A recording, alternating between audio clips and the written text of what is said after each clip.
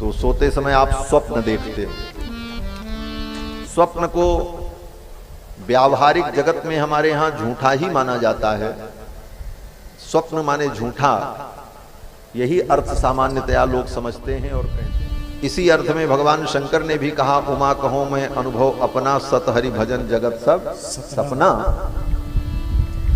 लेकिन हमारे विशिष्टाद्वैत वेदांत में आचार्यों ने जो स्वीकार किया कि स्वप्न भी झूठा नहीं, झूठा क्षणिक होता है लेकिन सर्वथा झूठा नहीं है। जैसे नदी के किनारे सीप चमक रही है तो चमकती हुई सीप को देख करके व्यक्ति को भ्रम होता है कि ये चांदी है,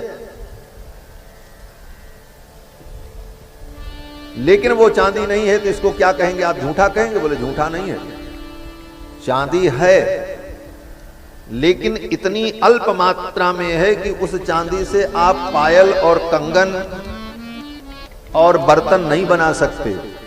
अल्पता होने के कारण वो व्यवहार में नहीं आ सकती, लेकिन चांदी विद्यमान है तभी उसमें चांदी का भ्रम हो रहा है। ये वेदांत का सिद्धांत है। यथार्थम सर्व विज्ञानम इति वेद विदाम मतम। यथार्थम सर्व विज्ञानम, वो यथार्थ ज्ञान हो रहा है। अंतर केवल इतना है कि वहां रजत की अल्पता होने के कारण वो व्यवहार में नहीं आता। अब इस बात को वेदांत में पंचीकरण के द्वारा समझाया गया है। पंचीकरण की एक प्रक्रिया होती है और उस पंचीकरण प्रक्रिया के तहत सब वस्तुएं सब में विद्यमान हैं। इसलिए भ्रमस्थल जो होता है, उन भ्रमस्थलों में यथार्थक ख्याति को स्वीकार किया गया वेदांत में। केवल वहां पर उस वस्तु की प्रचुरता न होने के कारण व्यवहार नहीं होता, जबकि वो वस्तु वहां विद्यमान रहती है। जैसे सड़क पर जब आप चलो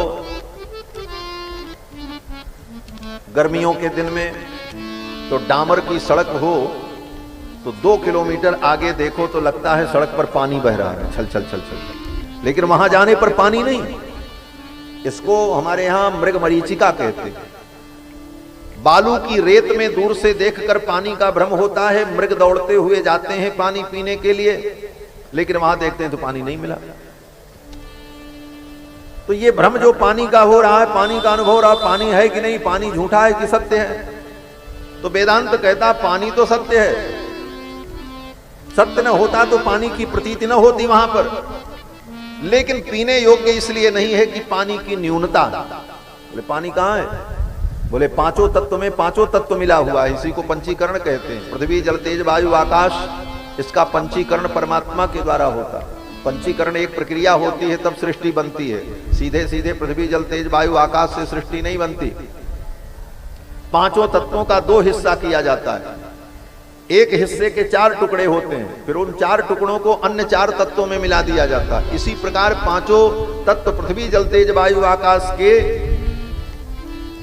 2 टुकड़े करके उनका 1/8 हिस्सा दूसरे तत्व में। इस प्रकार जो पानी आज जगत में है, इस पानी में 50% पानी है, और जो 50 है उसमें 1/8 आकाश है, 1/8 पृथ्वी है, 1/8 वायु है और 1/8 तेज तत्व है। उसी तरह तेज तत्व में 50% तेज तत्व है और 50 में चारों तत्व है। इसी पांचों को पांचों में मिलाना, इसी को पंचीकरण प्रक्रिया वेदांत में कहते हैं। और ये पंचीकरण प्रक्रिया जब होती है तभी सृष्टि चलती है। तो इस सिद्धांत के अनुसार हर वस्तु में हर वस्तु विद्यमान है। इसलिए कहीं भी किसी वस्तु की अनुभूति हो रही है वो सत्य है, लेकिन अधिकता नहीं है, इसलिए उसका व्यवहार नहीं होता। इसीलिए हमारे रामानुज संप्रदाय में विशिष्टाद्वैत सिद्धांत में यथार्थक ख्याति को स्वीकार किया गया। यथार्थम सर्व विज्ञानम इति वेद विदाम मतम।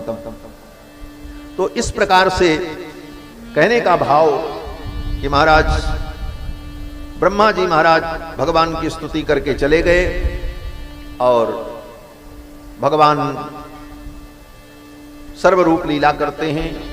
बात में स्वप्न की सत्यता की कर रहा था, तो काल जो भगवान का स्वरूप है वह भी भगवान के द्वारा ही अनुभव का विषय बनता है। स्वप्न में हम जो देखते हैं वो सत्य होते हुए भी व्यवहार में नहीं आता, क्योंकि क्षणिक होता सत्य। अब स्वप्न में आप 1 घंटे के लिए सोते हैं, 1 घंटे में आप स्वप्न देखते हैं, क्या देखते हैं? बोले हम फला जगह चले गए, वहां जाकर के घर बनाया, शादी हो गई, 2-4 बच्चे हो गए, फिर पता नहीं क्या क्या हुआ, फिर कहां कहां गए। मतलब 1 घंटे के अंदर आप वर्षों का अनुभव करते हैं। करते कि नहीं करते? स्वप्न में 1 घंटे में आप कई वर्ष का अनुभव कर लेते हैं, और जब नींद खुली तो पता चला 1 ही घंटा बीता। तो उस 1 घंटे के अंदर अनेक घंटे का समावेश करके काल का अनुभव कैसे हुआ उस जीवात्मा को? आप कहोगे झूठा है, बोले झूठा होता तो जागने के बाद उस अनुभव को व्यक्ति कैसे शेयर करता? बताता नहीं है।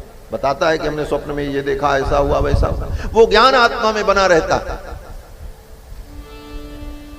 तो 1 घंटे के अंदर अनेक वर्षों के काल की अनुभूति परमात्मा के संकल्प से स्वाप्निक सृष्टि में हो जाती है। इसको स्वाप्निक सृष्टि कहा गया।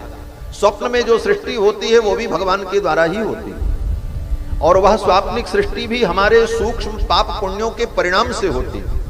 हमारे जीवन के बहुत से ऐसे पाप हैं जिन पापों का परिणाम हम प्रत्यक्ष नहीं भोग सकते, वो बहुत सूक्ष्म पाप हैं।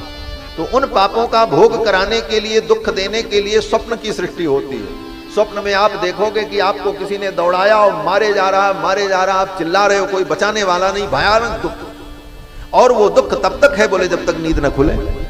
तो उतनी देर में आत्मा को जो दुख की अनुभूति हुई वह उसके किसी सूक्ष्म पाप का परिणाम था, इसलिए उस पाप के फल को देने के लिए परमात्मा ने स्वाप्निक सृष्टि की। उसी तरीके से बहुत ऐसे सूक्ष्म पुण्य हैं जिन पुण्यों का फल संसार में प्रत्यक्ष नहीं मिल सकता, इसलिए स्वप्न में भगवान व्यवस्था कर देते हैं। स्वप्न में आप राजा बन गए, खूब चकाचक आनंद ले रहे हैं, मार खूब खा रहे हैं, पी रहे हैं, घूम रहे हैं राशि ठाट बाट में, और नींद खुली तो कहीं कुछ नहीं, फटी चरई है।